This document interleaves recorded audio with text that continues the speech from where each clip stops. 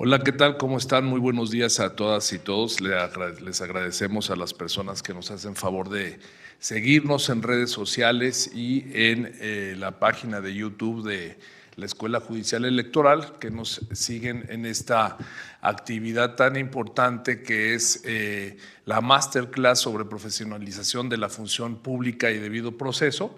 Continuamos con el segundo día con la doctora Vivian Rodríguez Acosta, a quien le agradecemos mucho su participación, y en nombre del magistrado presidente, las magistradas y magistrados que conforman el Tribunal Electoral del Poder Judicial de la Federación, y desde luego de nuestra querida doctora directora de la Escuela Judicial Electoral, la doctora Gabriela Rubalcaba García, les damos la más cordial bienvenida. Adelante, mi querida doctora, por favor. Bueno, buenos días a todos. Estamos nuevamente acá hoy para continuar con las sesiones de nuestro masterclass sobre la profesionalización de la función pública. Nosotros comenzábamos la actividad en el día de ayer hablando de un elemento que es muy importante si de profesionalización se habla, ¿no? Y es precisamente la preparación del funcionario público. Nosotros trabajábamos en el día de ayer la interrelación entre diversas categorías que componen la preparación, por lo tanto estuvimos hablando de capacitación, estuvimos hablando de superación, muy interrelacionada con la categoría de formación y con la categoría de desarrollo. En el día de hoy, siguiendo este mismo orden en el tema de la profesionalización, pues vamos a estar hablando de dos elementos que son esenciales cuando estamos hablando de profesionalización. Vamos a hablar del desarrollo de capacidades y vamos a hablar de la formación de competencias. Elementos muy relacionados con una categoría que trabajábamos ayer y que es el tema de la capacitación. O sea, hoy veremos la relación desarrollo, capacidades, competencias. Esta triada pues es esencial cuando queremos tener un profesional de la administración pública que esté capacitado y que sea competente. Nosotros vamos a partir de una máxima que puede regir todo el desarrollo de esta temática, y es la afirmación de que capacidad es desarrollo. O sea, la capacidad es desarrollo, y sobre esa base vamos a estar trabajando en la mañana de hoy, en la que yo quiero agradecer una vez más la posibilidad de estar aquí y de compartir este tema con todos ustedes. Estamos entre juristas y los juristas siempre, tienen bien clara la noción de capacidad jurídica, ¿no? Y cuando hablamos de capacidad jurídica, pues es por tanto la capacidad que tiene la persona natural o jurídica para ser titular de derechos y obligaciones o de facultades y deberes. Nosotros vamos a hablar hoy de capacidades. Sigue siendo capacidad como aptitud con P para poder realizar determinadas cosas, pero que va más allá de lo jurídico y que se refiere esencialmente a las capacidades, a las aptitudes que tiene que tener un funcionario público, y que estas capacidades se las da precisamente en su proceso de profesionalización y desarrollo durante, a lo largo de su desempeño.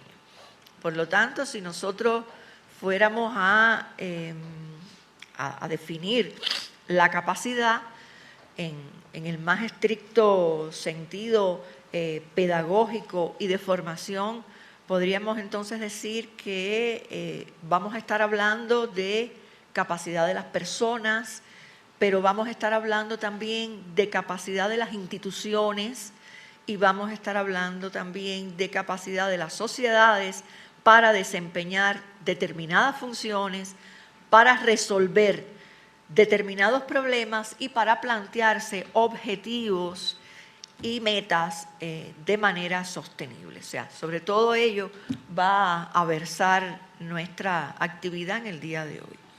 Lo primero es decir que en el debate que se realiza hoy en el mundo sobre el desarrollo hay una problemática, y es que se ha centrado más la idea de definir cuáles son las mejores políticas para el desarrollo, cuáles son las mejores políticas para el crecimiento, para la inclusión, y se ha hecho menos énfasis en cuáles son las capacidades que se deben formar para llevar a cabo esas iniciativas, para poner en marcha esas iniciativas que conducen al desarrollo y que conducen a la inclusión. Por lo tanto, nosotros vamos a hablar hoy de capacidad y vamos a comenzar hablando de capacidad del Estado, vamos a hablar de capacidad política, vamos a hablar de capacidad administrativa, hasta llegar entonces a la capacidad de los funcionarios que integran la administración pública, o sea, de los funcionarios públicos. Por lo tanto, cuando nosotros hablamos de capacidad del Estado, esa capacidad del Estado está muy vinculada a factores que pueden afectar la habilidad de las entidades públicas para diseñar políticas públicas y para poner en práctica de manera eficaz esas políticas públicas. O sea, para ser eficiente y para generar aprendizajes a lo largo de todos estos procesos. Por lo tanto, cuando hablamos de capacidad del Estado, estamos enfatizando realmente en la habilidad que tienen que tener las entidades para diseñar políticas públicas y para poner en práctica esas políticas públicas que en sentido general van a beneficiar a los ciudadanos, o sea, que van a beneficiar a los pueblos. Por lo tanto, se habla de capacidad estatal, pero también se le denomina capacidad institucional, o sea, estamos hablando de una noción muy compleja y que es una categoría que está en permanente movimiento de sentido. ¿Y por qué decimos que está en permanente movimiento de sentido? Porque ha sido interpretada de diversas maneras y se ha instalado en el ámbito político de maneras diferentes, atendiendo a los diferentes contextos históricos por los que ha atravesado. Por lo tanto, en toda esta movilidad reside la potencia que puede tener esta capacidad para identificar aquellos elementos que configuran lo que se ha dado a conocer como la llamada estatalidad. Por lo tanto, el Estado, en su doble carácter de relación social y de aparato institucional, tiene que disponer de un conjunto de propiedades, de un conjunto de capacidades que justamente son las que van a determinar su condición como Estado, o sea, son las que van a determinar su condición estatal. En este sentido, se parte de la idea de que la capacidad estatal es la habilidad que tienen los organismos estatales para alcanzar aquellos fines que le fueron asignados, y por supuesto dentro de los fines que tiene asignados es el diseño y evaluación de políticas públicas para los ciudadanos. Entre estas pautas pues se encuentran entonces los recursos humanos, los recursos organizacionales, los recursos financieros que son tan importantes y los recursos legales que por supuesto no pueden faltar.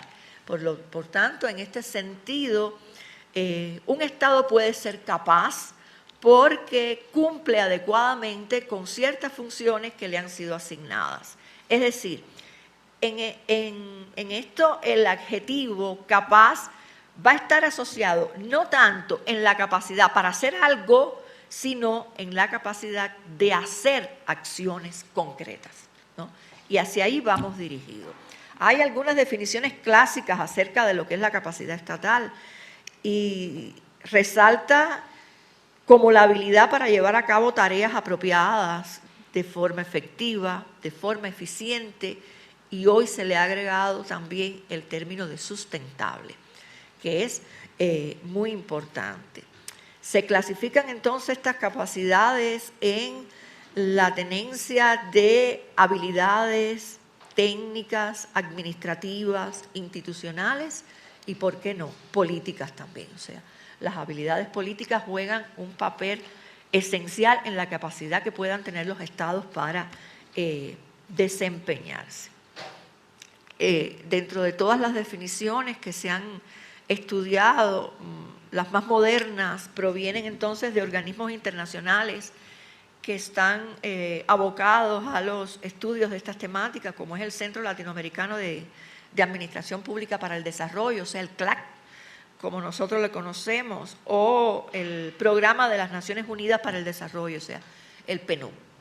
En este sentido, según el Consejo Científico del CLAC, la reconstrucción de la capacidad estatal es una condición hoy esencial para que los países de América Latina puedan enfrentar de una manera más exitosa los problemas relacionados con la redemocratización, hacia lo cual está abocado muchos países en estos momentos y que son, por lo tanto, que son también, ¿no?, miembros del CLAC. Ahora, ¿qué está pasando actualmente con la capacidad de las instituciones en el sector público? Que es una de las cuestiones que más nos ocupa. Bueno, pues está relacionada con la noción de gobernanza, ¿no? La noción de gobernanza es un término muy moderno, ¿no?, que se está utilizando mucho en la actualidad y que está estrechamente vinculado con la participación y sobre todo con la participación ciudadana, que es una de las cuestiones que el Estado, en esa capacidad que tiene para hacer, pues tiene que lograr. Se hace entonces referencia a la habilidad que deben tener las organizaciones para absorber responsabilidades, para operar más eficientemente y para fortalecer la rendición de cuentas. ¿Por qué? Porque cuando estamos hablando de capacidad estatal muy relacionada con el término de gobernanza, hay un elemento que tiene que ser una capacidad de los estados y que se llama rendición de cuentas, ¿no? Y dentro de un rato vamos entonces a profundizar en la rendición de cuentas como una capacidad que tienen que tener precisamente los estados en el desempeño de sus funciones. Esta capacidad de rendición de cuentas se construye, o sea, se construye fortaleciendo la organización a partir de una diversidad, a partir de una autonomía e interdependencia con relación a otras organizaciones que forman parte del sistema. En este sentido, construir capacidad institucional también puede significar, o de hecho significa, promover y crear redes de interacción entre las organizaciones del sector público, también con el sector privado y con las organizaciones no gubernamentales. O sea, que el hecho de trabajar en red también tiene mucha relación con las capacidades estatales y fundamentalmente con la capacidad de la rendición de cuentas. Nosotros en Cuba tenemos algunas redes, ¿no?, pero fundamentalmente trabajamos en redes académicas. Tenemos una red de administración pública que coordina nuestro centro y que en ella están vinculadas casi todos los centros, casi todas las universidades del país y también algunas universidades y redes y otras redes internacionales con las que tenemos una conexión marcada y con la cual establecemos contactos, establecemos convenios, promovemos eventos, encuentros académicos, que sobre todo con temas relacionados con la administración pública. Es así que cuando hablamos del término capacidad estatal, gobernanza, todo ello va encaminado a la necesidad de construir un mejor Estado. O sea, todo este fortalecimiento de capacidades, todo este proceso de rendición de cuentas de las instituciones estatales, de las instituciones administrativas, o sea, todo ello lleva o tiene la posibilidad de construir un Estado mejor, que tanto necesitamos en la actualidad. Y con ello entonces se fortalecen las capacidades de la gestión pública a través de un conjunto de reformas que impliquen, por ejemplo, la introducción de tecnologías con el fin de adaptar las estructuras y las funciones que tienen los gobiernos para dar respuesta a los problemas públicos. Y cuando estamos dando respuesta a los problemas públicos, pues se hace necesario formular, evaluar y rendir cuenta sobre las políticas públicas que se han desarrollado. Es por eso entonces que podemos afirmar que tener capacidad institucional significa poseer una condición potencial o demostrada, o sea, puede ser potencial o puede ser demostrada, para lograr un objetivo, para lograr un resultado a partir de la aplicación de determinados recursos que habitualmente pueden ser de exitoso manejo y de la superación de determinadas restricciones, de determinados condicionamientos o de determinados conflictos que son originados en el contexto operativo de una determinada institución. De manera contraria, la ausencia de esta disponibilidad de recursos humanos, de recursos materiales, de tecnologías de gestión apropiadas, de un marco normativo explícito, pues puede entenderse como un déficit en la calidad institucional. Y aquí hemos introducido entonces un término que también tiene que ver con la capacidad estatal, que también tiene que ver con la rendición de cuentas y que es el término calidad. Término calidad de la gestión administrativa, de la cual nosotros vamos a hablar dentro de un ratito. Es entonces el fortalecimiento institucional un aspecto central para alcanzar los objetivos de desarrollo de los estados. Y así la capacidad estatal entonces desempeña un papel determinante en la mejora de las condiciones de vida de la ciudadanía. Por lo tanto, en la medida en que el Estado se desarrolle, que el Estado fortalezca sus capacidades para hacer, pues entonces todo eso va encaminado a que las condiciones de vida de los ciudadanos puedan mejorar. De ahí entonces la importancia que estos temas tienen para el desempeño de las entidades públicas, el desempeño de la función pública y, por supuesto, la creación de capacidades en los funcionarios públicos. En términos generales, nosotros vemos que en la realidad de muchas de las ciudades de América Latina hoy se ha demostrado cierta debilidad en la capacidad para implementar políticas públicas, pero políticas públicas que estén orientadas a los ciudadanos. Usted puede tener muchas políticas públicas aprobadas, pero en este sentido usted tiene que tener la capacidad de que esas políticas públicas estén orientadas a los ciudadanos, y eso es muy importante. Y también entonces cierta debilidad para la implementación de nuevas políticas públicas orientadas con este fin. Esta deficiencia, por llamarla de alguna manera, se encuentra vinculada en buena medida a la capacidad fiscal, en buena medida a el grado de profesionalización de los recursos humanos, que es de lo que nosotros hemos venido hablando, y a la interacción de los distintos actores políticos. Por lo tanto, el mensaje aquí está que si el grado de profesionalización de los recursos humanos no es óptimo, ¿no?, pues eso puede desembocar en una debilidad en cuanto a la implementación de las políticas públicas por parte de las instituciones.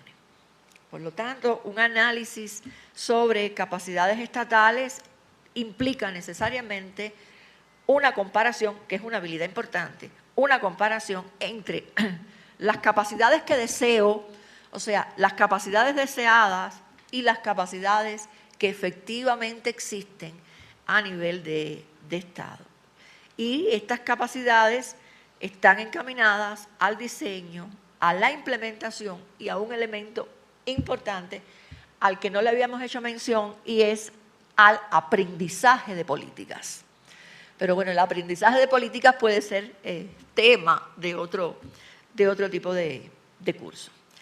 Es importante saber que en la gestión de lo público intervienen diferentes capacidades que van a incidir en el éxito de las acciones estatales. Estas capacidades específicas que también en alguna literatura y fundamentalmente la que maneja el PNUD, pues también le llaman dimensiones, ¿no? Pero bueno, nosotros las vamos a llamar capacidades, que es como correctamente se debe decir. Y estas capacidades se relacionan en buena medida con los recursos financieros, con los recursos humanos, con los insumos tecnológicos, con las estructuras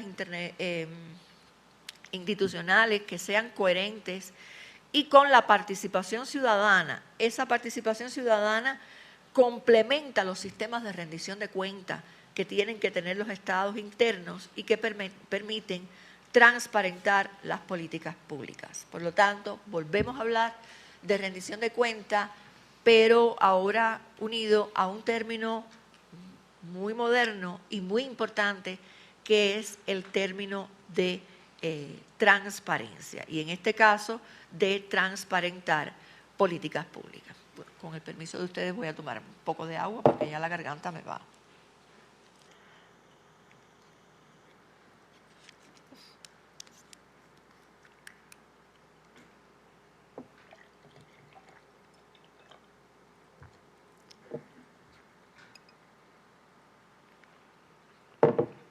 Entonces llegamos a un término que es el término capacidades públicas, ¿no? Y las capacidades públicas pues están estrechamente vinculadas con las capacidades estatales.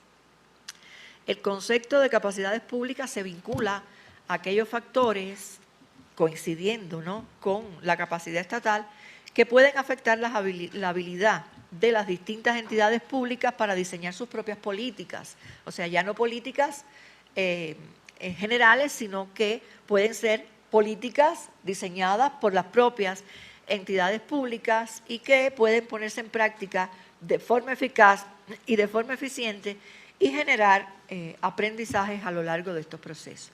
Y entonces llegamos a un término que es la capacidad administrativa institucional.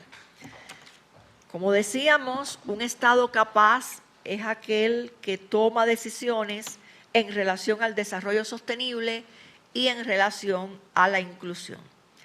Aquí estamos hablando de variables que determinan el alcance de su capacidad y que es la capacidad organizacional la que permite entonces establecer procesos administrativos estandarizados y establecer un capital humano profesionalizado, que es de la que estamos hablando para la provisión eficaz y eficiente de bienes públicos en una ciudad determinada, en un municipio determinado o en una región determinada. Es así que el perfil profesional de los funcionarios es uno de los factores determinantes en las capacidades estatales, en los gobiernos subnacionales, para el empleo público, para las compras y contrataciones y para el diseño estructural. De ahí entonces la importancia que tiene un funcionario público adecuadamente profesionalizado para poder cumplir con todas estas actividades o tareas, como mejor querramos llamarle, que yo les acabo de mencionar. Entonces, es esencial, es importante en el desarrollo de las capacidades estatales contar con un servicio civil profesional de carrera. Y este servicio civil profesional va a permitir mejorar el rendimiento de los organismos públicos y en este sentido va a mejorar los servicios al ciudadano, que es el fin esencial. O sea, en la medida que fortalezcamos capacidades, en la medida en que tengamos un servicio profesional civil de carrera, pues vamos a darle un mejor servicio a la ciudadanía. Y eso es algo que no podemos olvidar y que es algo muy importante si en materia de profesionalización estamos hablando. Contar también con un servicio civil profesionalizado implica un mayor crecimiento económico, que es importante para muchos estados, sobre todo para el nuestro, y puede permitir también, sin lugar a dudas, una reducción en los niveles de corrupción que pueda existir en un país. De ahí entonces, ¿por qué es importante fortalecer capacidades? Desde el día de ayer, nosotros estamos hablando de un documento que es importante porque es el documento que en la región habla de profesionalización y que incluso ha editado una carta para ellos relacionada, y que es la Carta Iberoamericana de la Función Pública aprobada en el CLAC en el año 2003. En esta carta se definen las bases para un sistema profesional de servicio civil y se establece entonces en ella una guía de principios y una serie de mecanismos que posibilitan alcanzar estos fines, o sea, alcanzar estos logros. Hay un elemento que no podemos olvidar y que es un elemento que se llama evaluación.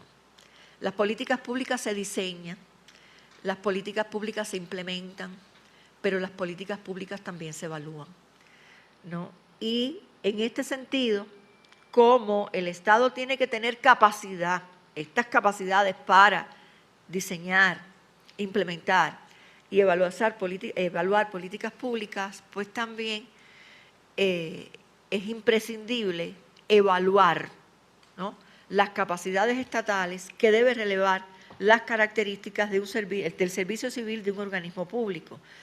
Hacerlo tanto en términos cualitativos, que es lo que más me gusta a mí, lo dije desde ayer, como en términos cuantitativos para conocer mejor cómo se van a condicionar estas variables al cumplimiento de los objetivos. En particular, cómo se permite un desempeño más eficaz del Estado para construir una gobernanza necesaria y además dotarlo de instrumentos efectivos para que pueda cumplir con sus responsabilidades propias. En esto incide de manera positiva el proceso de desarrollo y el desempeño global de la gestión pública.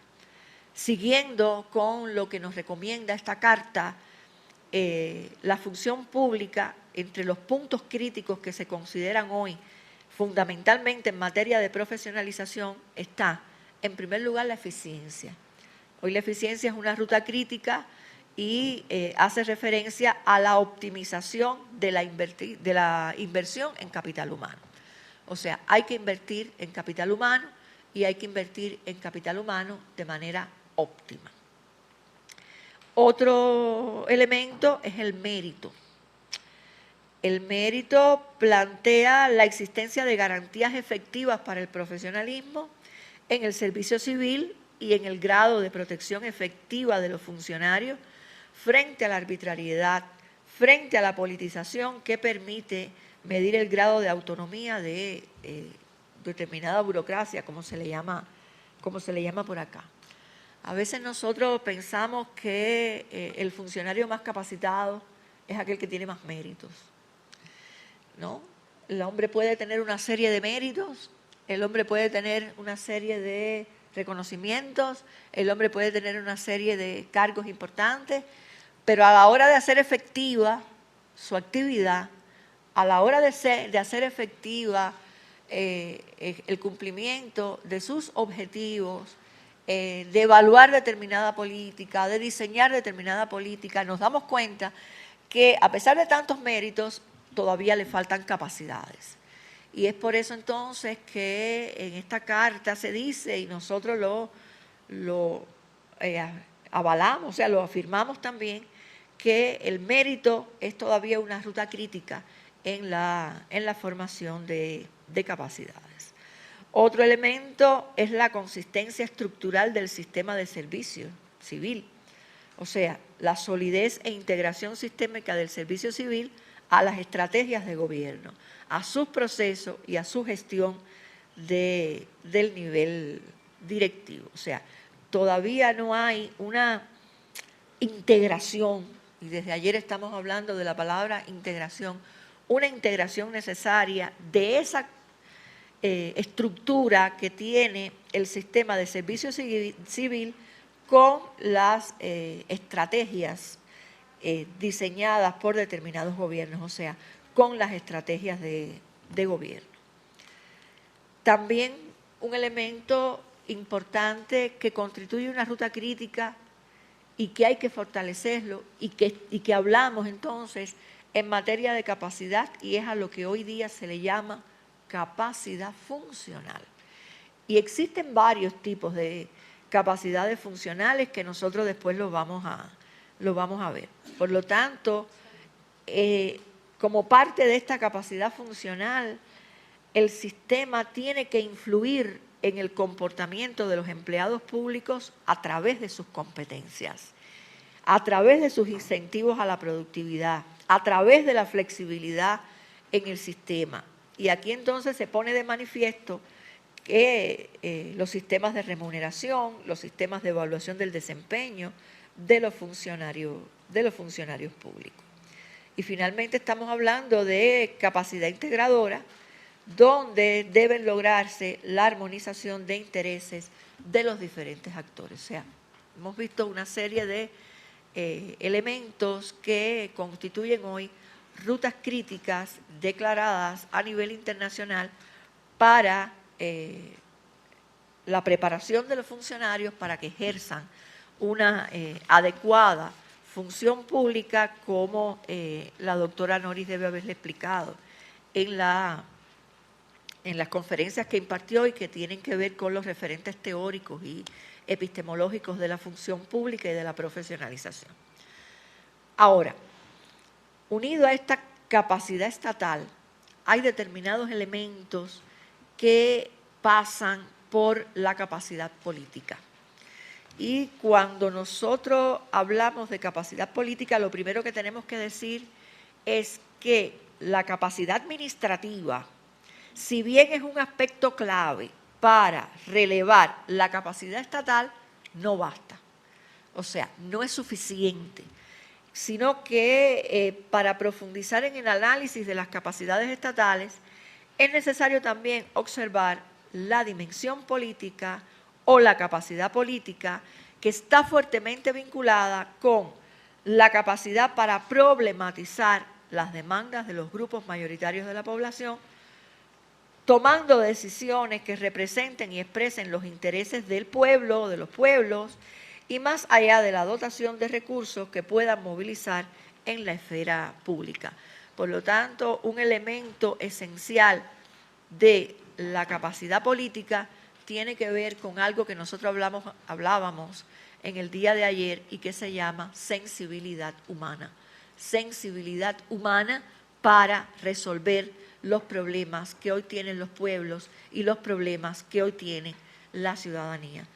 Es por ello que tanto la capacidad estatal como la capacidad administrativa, como la capacidad política, tiene hoy que pasar por los objetivos de desarrollo sostenible, ¿no?, que en esa agenda hasta el 2030 pues se nos ha planteado y que tiene que estar necesariamente entre los objetivos y las capacidades de cualquier Estado en el mundo.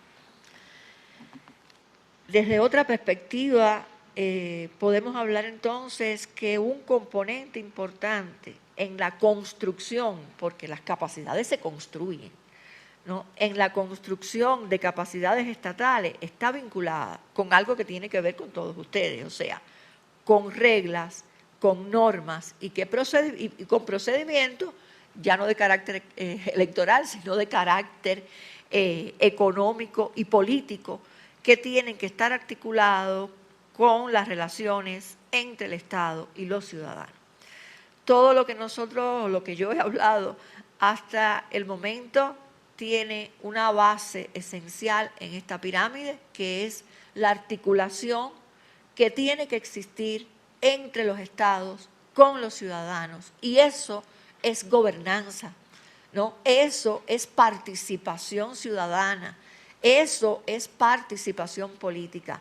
Por lo tanto, hoy esa construcción de capacidades estatales, de capacidades administrativas y de capacidades políticas tiene que ir al fortalecimiento del vínculo, de la relación que tienen que tener los estados con los ciudadanos. Y eso es un elemento que es muy importante. Por lo tanto, en este sentido, el desarrollo de capacidades estatales no depende solamente de un servicio civil ni de funcionarios administrativos formados y preparados, sino que también depende de las relaciones entre los distintos actores políticos que encaran y que participan en la gestión de lo público. De ahí entonces el papel que tiene el Estado, el papel que tiene la administración pública y el papel que tiene otros agentes económicos y políticos en la gestión de lo público. Y en ese sentido se han propuesto 4 indicadores que permiten analizar la relación y la interacción que mantienen, por ejemplo, por tomar un ejemplo, los gobiernos municipales con los ciudadanos, ¿no? Y así como las acciones y las herramientas desarrolladas por ellos que permiten una mejora en la calidad de los servicios y un avance en una gestión orientada al ciudadano y a la inclusión. En este sentido, un componente clave se llama hoy gobierno abierto. Yo sé que muchos de ustedes conocen lo que es el gobierno abierto e incluso trabajan con el gobierno abierto. Y esto tiene que potenciar que sea iniciativa del gobierno abierto, que se institucionalicen y se establezcan interacciones fundamentales entre los estados y los ciudadanos. O sea, el gobierno abierto está para eso, para que el Estado pueda interactuar de una manera eficiente y eficaz con los ciudadanos. En el caso nuestro, en el caso cubano, nosotros todavía tenemos mucho camino por transitar para llegar al gobierno abierto, sobre todo por los problemas tecnológicos que tenemos. A veces no las instituciones, sino los propios ciudadanos para poder acceder a este gobierno abierto, pero sí estamos dando pasos en este sentido y lo tenemos en nuestras metas. Y bueno, otro elemento importante y muy relacionado con el anterior es el gobierno digital. Ya estamos hablando entonces de palabras mayores. El gobierno digital permite desarrollar los medios que son necesarios para mejorar las capacidades estatales y para mejorar las capacidades de gobierno. Y en sentido general, para producir una gestión que esté orientada al ciudadano en el mejoramiento de sus condiciones de vida. Estos dos elementos están vinculados con un tercer elemento que se llama gestión de la calidad. De la gestión de la calidad se ha hablado mucho. Durante la Cumbre Iberoamericana de Jefes de Estado y de Gobierno que se desarrolló en el 2003 y que fue donde se aprobó la carta de la que hemos hecho mención, se respaldan determinados principios que están establecidos allí y que los gobiernos expresaron su apoyo al fortalecimiento de las capacidades estatales para alcanzar administraciones más eficaces. En este sentido, se elabora una carta que se llama la Carta Iberoamericana de Calidad en la Gestión Pública. O sea, ya desde este momento estamos hablando de un instrumento internacional que aboga por la calidad de la gestión pública y, por supuesto, de la calidad de los servicios públicos que se prestan a los ciudadanos. Y esto se inscribe con el apoyo de todos los miembros del CLAC en este sentido y se propone entonces adecuar las administraciones a los principios de calidad que allí se mencionan. Y bueno, se fortalece y se fertiliza la idea de que la gestión pública debe estar orientada al ciudadano por un lado y los resultados por el otro. Y toda gestión de lo público, entonces, debe ser controlada en pos de sus acciones, en cumplimiento de sus funciones y haciendo responsable a la autoridad pública por medio de la rendición de cuentas. Es por eso entonces que se considera la gestión de la calidad como un indicador de la capacidad estatal. O sea, la gestión de la calidad es un indicador medible de la capacidad estatal, ya que la calidad en los organismos públicos impulsa una mejora permanente que está enfocada, en primer lugar, a la equidad, en segundo lugar, a la eficiencia y transparencia en el uso de los recursos. En este sentido, cuando hablamos de gestión de la calidad, yo quiero hacer mención a una experiencia nuestra. Nosotros como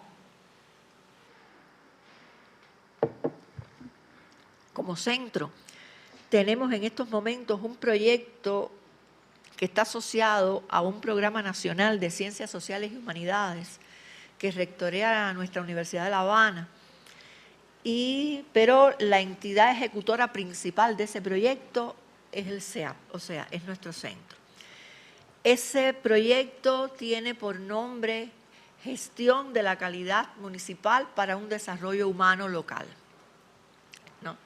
Nosotros, como resultado de ese, o como uno de los resultados de ese proceso, hemos elaborado en 4 municipios de La Habana, que ya yo ayer se los mencionaba, o sea, Plaza, Habana Vieja, Cotorro y 10 de octubre. Hemos elaborado de manera conjunta, los profesores que nos involucramos en el proyecto, con los consejos de la administración municipal, o sea, los CAN, que es una estructura local que tiene el municipio cubano. O sea, el municipio cubano se estructura de la siguiente manera. Todos los municipios tienen la misma estructura. O sea, hay una asamblea municipal del poder popular y hay un consejo de la administración municipal. Ese consejo de la administración municipal es encabezado por el intendente. Entonces, nosotros en el proyecto trabajamos, dentro de esa estructura local, trabajamos con el consejo de la administración municipal encabezados por los intendentes. Y como de manera conjunta con los gobiernos que hemos logrado como consecuencia, como resultado de ese proyecto, en primer lugar hemos confeccionado un mapa de procesos. O sea, en Cuba los gobiernos municipales estaban trabajando por objetivos, ¿no? Y nosotros estamos diseñando un mapa de procesos para que el trabajo del Consejo de la Administración Municipal, sin desdoblar, o sea, sin descartar completamente los objetivos, pero comiencen a trabajar como proceso. Y hemos establecido entonces 3 niveles de proceso. Están los procesos estratégicos, están los procesos claves y están los procesos de apoyo. Y en toda esa estructura del mapa, en todos esos procesos, pues están elementos que tienen que ver con la profesionalización, que tienen que ver con la formación de capacidades y que tienen que ver con la gestión de la calidad. Procesos claves. O sea, están los procesos estratégicos, están los procesos clave y están los procesos de apoyo, ¿no? Profesora, sí, siempre habíamos dejado las preguntas para el final, pero no importa. Bueno, espero al final. Ya, usted la va anotando y después al final la podemos ver. Entonces, esa gestión de la calidad, que es un proceso estratégico importante en los municipios, pues hemos establecido una serie de indicadores que pueden ser medibles en los municipios y que están en función de el mejoramiento de la calidad. Y tenemos un proceso que también que lo hemos llamado proceso clave y que es el proceso que tiene que ver con la participación ciudadana. Pero participación ciudadana no es solo participación política, porque a veces nosotros decimos que tenemos participación ciudadana porque llevamos a las personas a un proceso de rendición de cuentas que hace el delegado de circunscripción con todos sus electores y ahí participan los ciudadanos, porque llevamos al proceso de nominación de candidatos, llevamos a los ciudadanos de las circunscripciones para que nominen a los candidatos, o porque vamos al despacho que tenemos con el delegado del Poder Popular nuestro, que lo planifica cada 15 días en un horario determinado, y allí va la ciudadanía y plantea sus inconformidades o plantea sus inquietudes, o porque sencillamente participan en el proceso electoral. O sea, pueden ser nominados y pueden elegir. O sea, pueden elegir y ser elegidos. Eso es participación política. Pero participación ciudadana es mucho más que eso. O sea, participación ciudadana es que el individuo pueda participar desde la propia toma de decisiones. O sea, que sea consultado en el diseño de determinadas políticas que vayan a beneficiar al municipio, ¿no? Que pueda participar, por ejemplo, a través de un gobierno abierto, pueda interactuar en determinada medida con los funcionarios municipales, que pueda saber de una manera fácil, ¿no? Sin tener que esperar a un despacho con el delegado o que a un funcionario público lo atienda. O sea, que entrando a una plataforma del gobierno pueda saber de qué presupuesto se dispone, en qué se ha utilizado ese presupuesto, ¿no? Y que su opinión pueda ser realmente escuchada.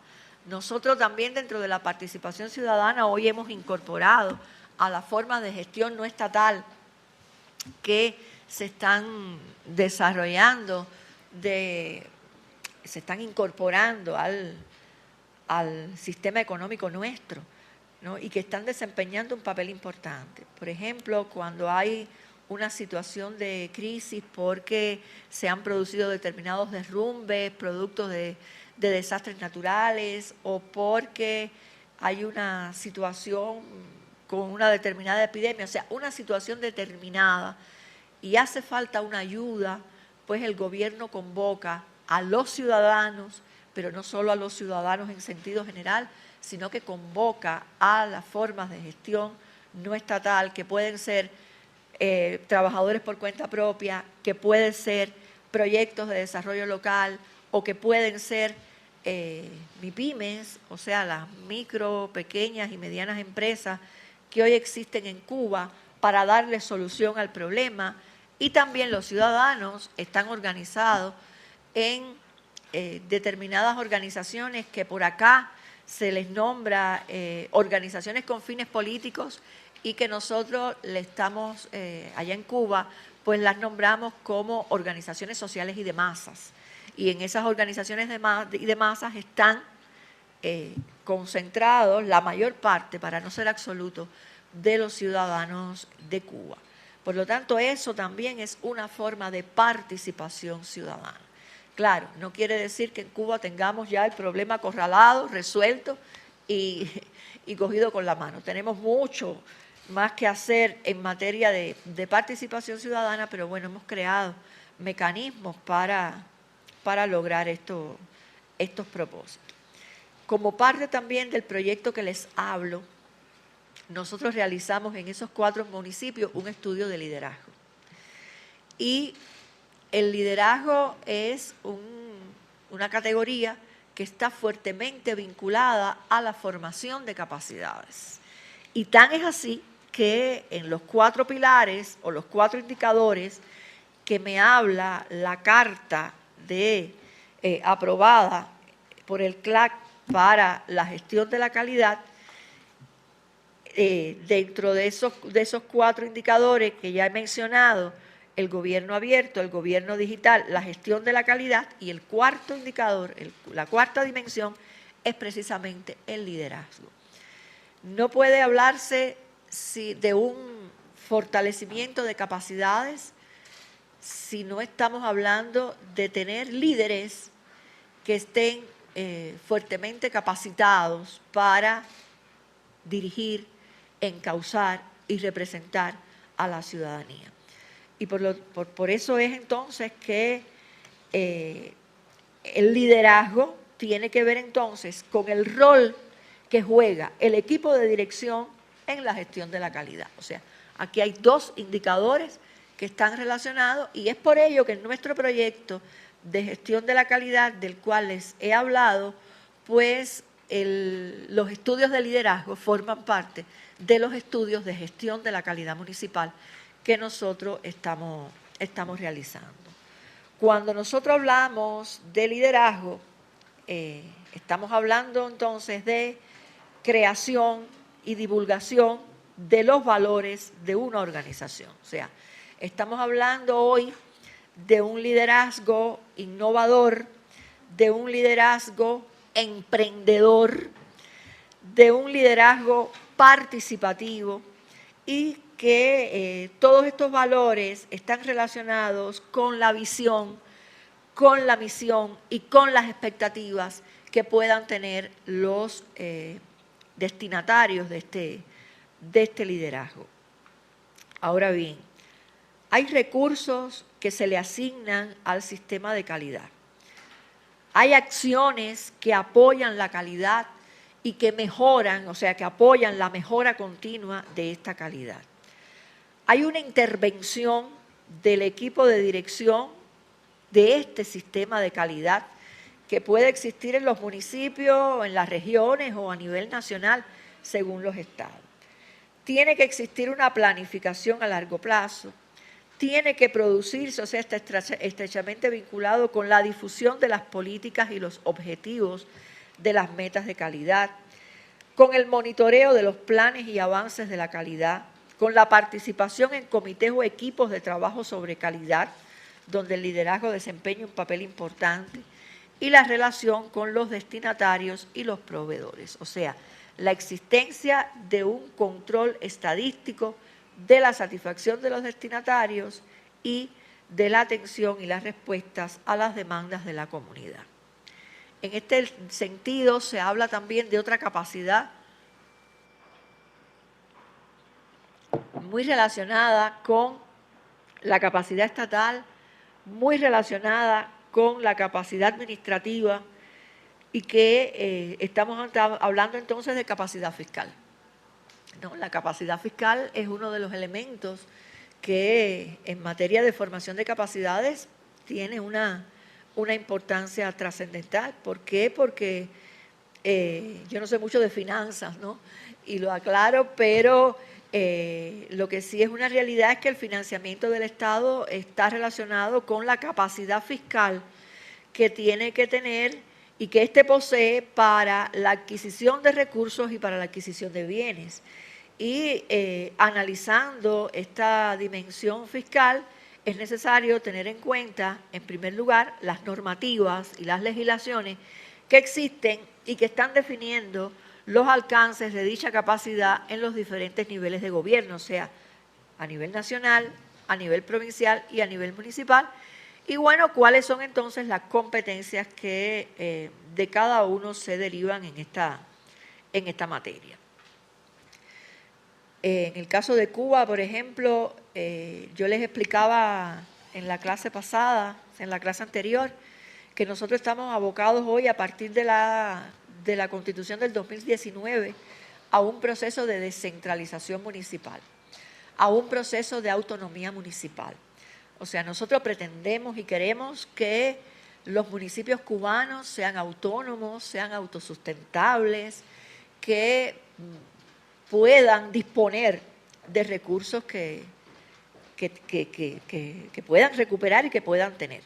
Pero en este sentido todavía no se ha logrado, ¿no? Y yo pienso que con el paso del tiempo sí se pueda lograr tener una capacidad fiscal 100%.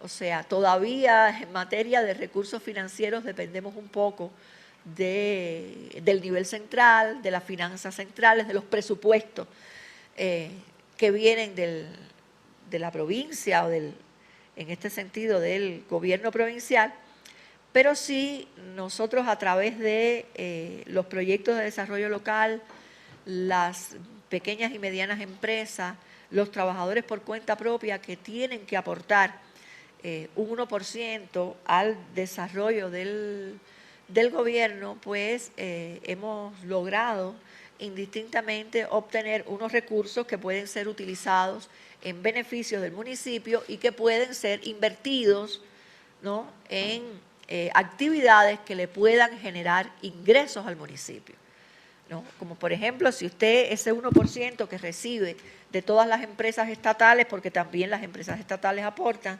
de todas las pequeñas empresas privadas, de todos los proyectos de desarrollo local, de todas los trabajadores por cuenta propia, pues usted lo puede invertir. Por ejemplo, se me ocurre pensar en una casa de la música, ¿no? Y todas las noches usted ofrece, pues, determinadas actividades y eso, que usted las cobra, y todo eso que usted recauda va también para el desarrollo del municipio. Entonces, sobre esa base estamos trabajando, pero realmente en materia de capacidad fiscal todavía nos falta mucho por hacer. Desde una visión del PNUD, el desarrollo de capacidades como un proceso mediante el cual las personas, las organizaciones y las sociedades, como nosotros decíamos, obtienen, fortalecen y mantienen aptitudes necesarias para establecer y alcanzar sus propios objetivos a lo largo del tiempo, hoy tiene un desafío. Hoy tiene un desafío importante que muchos lo llaman ingrediente esencial a partir de este enfoque, y es el desarrollo de capacidades para la transformación. Ayer hablábamos de funcionarios disruptivos, o sea, que eran capaces de romper con las tradiciones, con los que tenían en esos momentos, y transformar y lograr nuevas metas a partir de esa transformación. Bueno, hoy esa transformación es un desafío para el desarrollo de capacidades y que tiene que dar origen a una transformación que se genere, que se sustente desde adentro a lo largo de todo un tiempo. Y en esto juega un papel fundamental, como decíamos ayer, la capacitación, porque hay necesidad de ofrecer capacitación como parte integral de un programa que sea comprensivo y que atienda los problemas de capacidad, por ejemplo, sobre cómo usar la tecnología inmediatamente disponible, cómo lograr la realización de un plan de desarrollo personal con incentivos y facilidades para ese personal capacitado, cómo entrenar a otras personas acerca del uso de la tecnología, y por tanto hay una clara articulación entre los beneficios, el desarrollo del personal, los nexos entre el desempeño personal y el desempeño grupal, y respecto a la eficiencia y la capacidad general de la organización para cumplir su mandato. Es entonces que una capacidad fuerte, una capacidad sostenida, una capacidad que se sostiene localmente, pues es esencial para el éxito de cualquier empresa que pueda estar vinculada con el desarrollo. Y por lo tanto, sin tal capacidad, la integridad de los logros del desarrollo puede verse comprometida y los avances pueden no quedar bien arraigados, pueden resultar ilusorios, o sea, en el marco de nuestros deseos y de nuestras ilusiones, y pueden estar entonces aislados de las capacidades que ya existen y que pueden ser vulnerables a determinadas dificultades cada vez más graves, cada vez más complejas que enfrenta el mundo en la actualidad. Se han identificado entonces 3 puntos de los cuales se crece, se nutre la capacidad. Estos 3 puntos son un entorno favorable para el desarrollo de las capacidades, las organizaciones y las personas son los otros 2 elementos, o sea, las organizaciones por un lado y las personas por el otro. Y estos 3 niveles están recíprocamente relacionados. ¿Por qué? porque la fortaleza de cada uno depende de la fortaleza de los demás y también de la fortaleza que determina.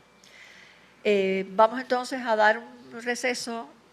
Son las 10:10, aunque mi celular sigue teniendo la hora de Cuba, pero bueno, creo que son las 10:10. Me pidieron ayer que sobre esta hora diera un receso y entonces, bueno, vamos a dar un receso y después continuamos viendo cuáles son estos tres indicadores que se nos han planteado.